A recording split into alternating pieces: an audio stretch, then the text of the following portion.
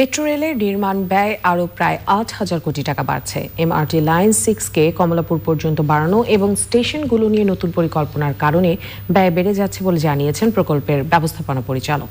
সব ঠিক থাকলে এবছর ১৬ ডিসেম্বর উত্তরা থেকে আগারগাঁও পর্যন্ত মেট্রো রেলের আনুষ্ঠানিক চলাচল শুরু হবে। লায়লা নওশিনের রিপোর্ট। দেশের প্রথম মেট্রো রেলের উত্তরা থেকে আগারগাঁও পর্যন্ত অংশের সার্বিক গড় অগ্রগতি এখন প্রায় ৯০%।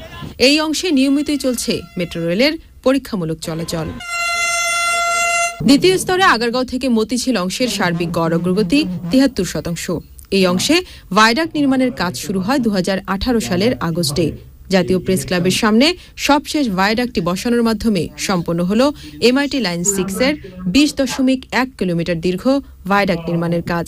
ডিসেম্বরে প্রথম স্তরে উদ্বোধনের পর ২০২৩ সালের মধ্যে দ্বিতীয় অংশের উদ্বোধন হবে। বিজয় সরণি, ফার্মগেট, কারণবাজার এবং ঢাকা বিশ্ববিদ্যালয় স্টেশনের কনকোর্স এবং প্ল্যাটফর্ম পর্যন্ত আমাদের নির্মাণ কাজ শেষ হয়ে গেছে। শাহবাগ, বাংলাদেশ সচিবালয় এবং মতিঝিলের কনকোর্স স্থান নির্মাণ শেষ হয়েছে। এখন সেখানে আমরা প্ল্যাটফর্মের কাজ শুরু করব। তবে তৃতীয় স্তরে মতিঝিল থেকে কমলাপুর পর্যন্ত অংশসহ স্টেশনগুলোতে এক্সিট এন্ট্রি পয়েন্ট নতুন করে যুক্ত হয় প্রকল্প ব্যয় বাড়ছে। মেট্রো রেল নির্মাণ করতে গিয়ে আমরা কি ঢাকা মহানগরীর জন্য একটা বাড়তি ঝামেলা সৃষ্টি করব, নাকি একটা user friendly metro rail Dhaka মহানগরীতে চালু হবে? সেটা মাথায় রেখে আমাদের যে এক্সিট এন্ট্রি গুলো আছে সেখান থেকে যাতে জনসাধারণ স্বাচ্ছন্দ্যে ওঠানামা করতে পারে।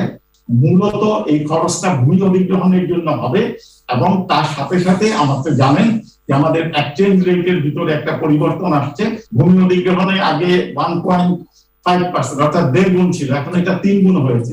সেই জায়গাতে বেশি হবে, এই জন্যই শুধু ব্যয়টা বৃদ্ধি পাবে। চট্টগ্রাম সহ দেশের অন্য বড় শহরেও মেট্রো রেল নির্মাণের পরিকল্পনা রয়েছে বলে জানিয়েছে মেট্রো রেল কর্তৃপক্ষ।